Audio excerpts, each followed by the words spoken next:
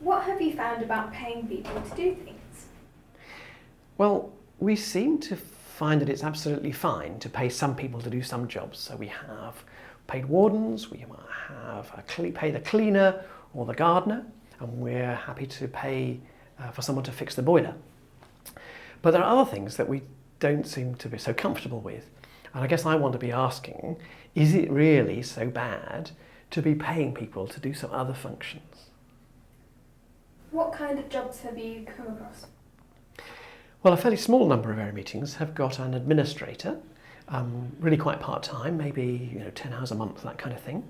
And they might deal with membership transfers, they might deal with email lists, all the stuff to do with GDPR.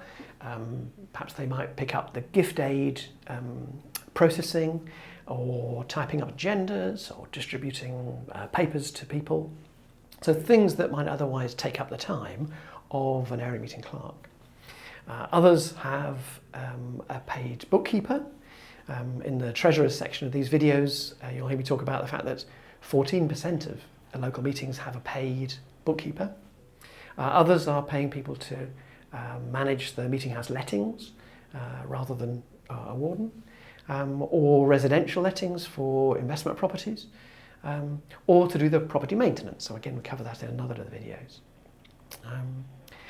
I think people need to ask themselves, what is it that friends really do need to do themselves, and what could other people do so that friends can then spend time doing what it is only that friends can do. And that's perhaps more out in the world and in community. Are there other developments happening?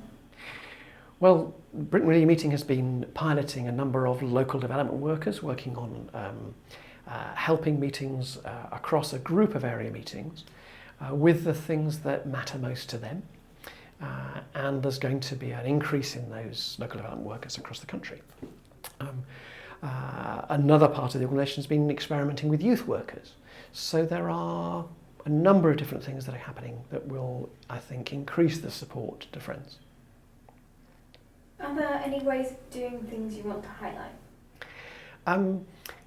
Well, I think I'd want to highlight that on the Britain Really Meeting website there is a whole employers resource with a set of standard terms and conditions for employees and some standard policies that area meetings could adopt.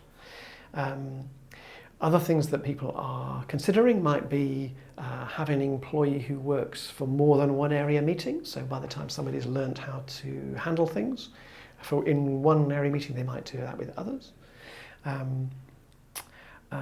Also, some places they have a warden who has a rather more extended role serving a wider set of functions across the area meeting. And in some area meetings they've been using independent contractors rather than employees for some of their functions, and that helps them to reduce some of the risks of employing staff.